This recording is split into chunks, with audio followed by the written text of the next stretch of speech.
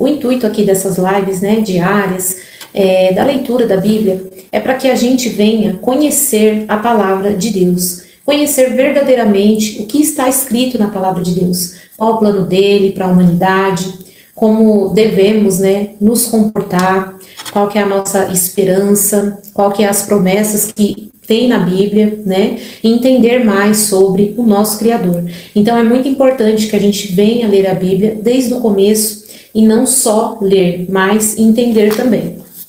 E, bom, esse livro de Levíticos, ele é um livro muito bacana, né, muito interessante. Conta a história das leis que Deus deu a Moisés, né? Deus, ele deu as leis a Moisés porque Moisés, ele estava libertando um povo do Egito. E eles estavam no deserto. E aquele povo, como ele foi criado num lugar onde tinha muitas coisas erradas, né? Idolatrias, eles eram escravos. Então, o povo, ele desconhecia muitas coisas que eram de Deus, né? Do caráter de Deus, do que Deus gostava ou não, né? Então eles precisavam de fato aprender, né, a viver. Então Deus, ele deu leis e mandamentos para aquelas pessoas, né? Então é muito importante a gente ler esse livro.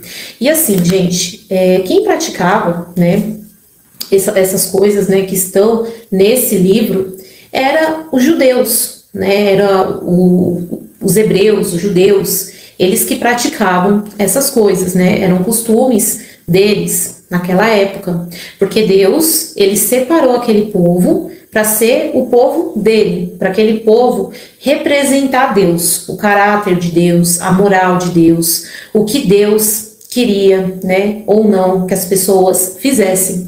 Então Deus, ele deu todas essas leis para essas pessoas representarem a Deus. Só que o ser humano, ele é muito falho, e os sacerdotes, os levitas, aquele povo errou, falhou. Então, o templo foi destruído, né? E essas pessoas, elas não praticam mais as mesmas coisas. Mas, até hoje, os judeus, eles seguem os costumes, né, da Torá, das coisas de Deus, né? Eles procuram cumprir a lei de Deus.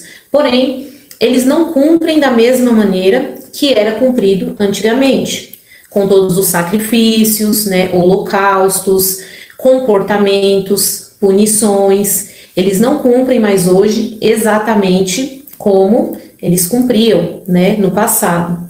Nós cristãos, nós acreditamos que Jesus, ele veio e cumpriu a lei, né? Jesus veio, cumpriu a lei. Então hoje nós temos que amar a Deus sobre todas as coisas, amar ao próximo e fazer as coisas de coração. Nós acreditamos que Jesus, ele cumpriu toda essa lei.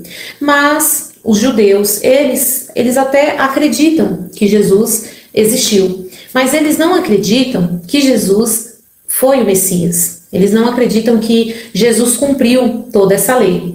Então, eles não fazem tudo como antes, né? Principalmente punições de mortes, essas coisas, eles não fazem exatamente como antes, mas eles procuram seguir a Torá.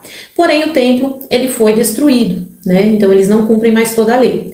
Porém, gente, desde que eu comecei, né, a estudar bem mais detalhadamente o Antigo Testamento, eu entendi que eles querem cumprir a lei, que eles querem ter um templo. Inclusive, eles já estão, né, eles já têm um projeto de um templo. Eles falam que em 6 meses eles conseguem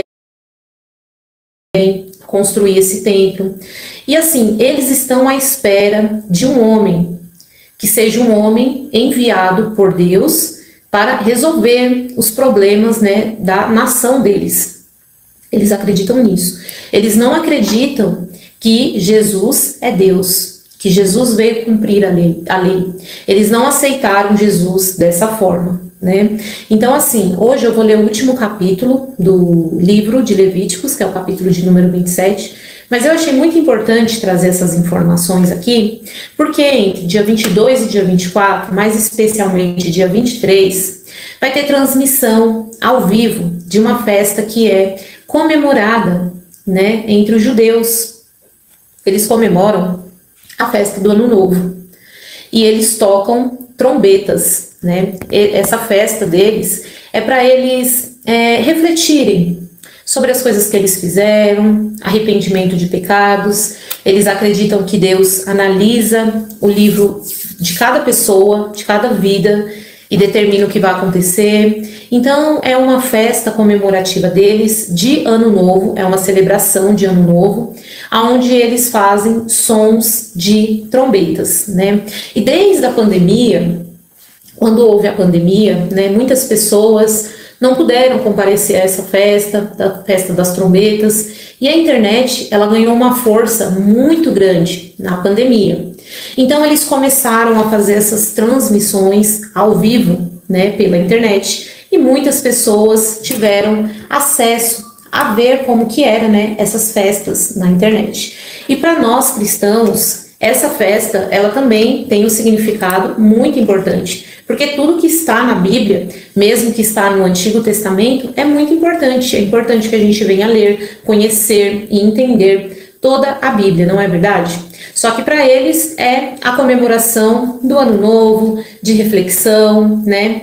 É isso que eles fazem. Mas para nós somos, claro que isso nós temos que fazer todos os dias, né? Todos os dias a gente tem que se autoanalisar, a gente tem que ver como que está o nosso comportamento, como está a nossa comunhão com Deus, pois vivemos, nós que somos cristãos, nós vivemos aguardando a volta de Jesus, né? E a gente sabe que para o arrebatamento, para ter o arrebatamento, para a gente ter a salvação, nós precisamos, né, de um conjunto de coisas, mas que se resume em duas coisas, né? Resume em duas coisas. A primeira é ter Jesus como o nosso Salvador.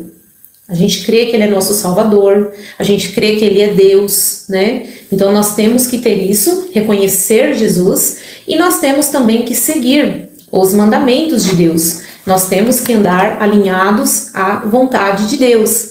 Claro que nós só temos o perdão por meio de Jesus, que foi o sacrifício perfeito, né? Mas, para nós termos o perdão, nós precisamos, de fato, estar arrependidos. Nós precisamos estar arrependidos, nós precisamos se afastar do pecado, né? Dizer não ao pecado e ter uma vida de santidade com Deus. Nós precisamos, então, disso.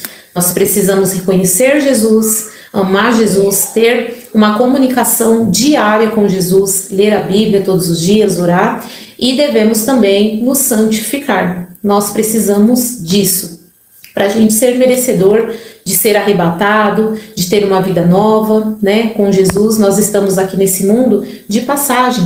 Essas coisas são passageiras. Inclusive, eu quero falar para vocês, para todos vocês que estão tendo oportunidade de ver essa live, que estão tendo oportunidade de buscar mais de Deus. Hoje, nós vivemos num país, nós vivemos num tempo que nós podemos, né, buscar a Deus. Nós podemos hoje ligar a internet e podemos ouvir sobre Jesus. Nós podemos fazer tudo isso. Mas, quando chegar o anticristo, nós não vamos ter isso. Se Deus me livre, né, não tiver o arrebatamento primeiro, e eu acredito que o anticristo ele vai aparecer, muitos cristãos vão perceber que ele está no mundo, ele vai começar a fazer ali as primeiras coisas, né, que ele vai fazer, os primeiros acordos de paz, mostrar a influência dele. Muitos cristãos vão perceber isso, vai ter o arrebatamento e depois a grande tribulação. É isso que eu acredito e entendi lendo a Bíblia até agora. Porém, a Bíblia, ela é uma palavra viva. E tem pessoas que acreditam que todas as pessoas vão passar pela tribulação e só depois Jesus vai voltar. Então, suponhamos que seja dessa maneira. Eu acho que não, acho que vai ser do primeiro jeito que eu falei. Mas vamos supor que todas as pessoas vão passar pela tribulação. Quando o anticristo ele estiver ativo no mundo, quando ele estiver já se revelado a face dele, revelado que realmente ele é anticristo, ele é uma pessoa que não acredita em Cristo, ele é uma pessoa que não vai deixar as pessoas, por exemplo, falarem de Cristo. Então, o que vai acontecer? Esse canal aqui, por exemplo, ele vai sumir. Os canais dos pastores que falam de Jesus, eles vão sumir também. o mundo ele vai meio que ter uma resetada. E as pessoas não vão mais ter esse livre-arbítrio de falar de Jesus, né, publicamente, de assistir um vídeo. Eles vão tirar todas essas coisas, porque ele vai querer ter uma adoração total. Ele vai ser contra tudo que é de Deus. Então nós devemos se preparar, nós devemos vigiar, né? Pode ser que esse anticristo ele já esteja no mundo. E nós temos que levar a palavra de Deus para o nosso coração, né? Para a gente estar sempre se consertando com Deus, para a gente estar sempre vivendo com Deus e levar também para as pessoas, para que elas tenham consciência do que está acontecendo. Em Apocalipse fala que o anticristo, ele vai... Não está escrito bem com essas palavras, tá, gente? Eu peço até perdão. Mas, ao meu entendimento, assim, do jeito que eu entendi, mas depois vocês podem ver lá na Bíblia. Mas está escrito, tipo assim, que ele vai se sentar no trono de Deus, que ele vai cessar os sacrifícios, ou seja, há um entendimento que será construído um novo templo. Só que o templo foi destruído, né? Porque os sacerdócios, os levitas, se corrompeu. Esse sistema se corrompeu. Então Deus ele permitiu que esse templo ele fosse destruído. Depois, com a permissão de Deus, foi construído um novo templo, que foi o segundo templo. Só que ele foi um templo mais humilde.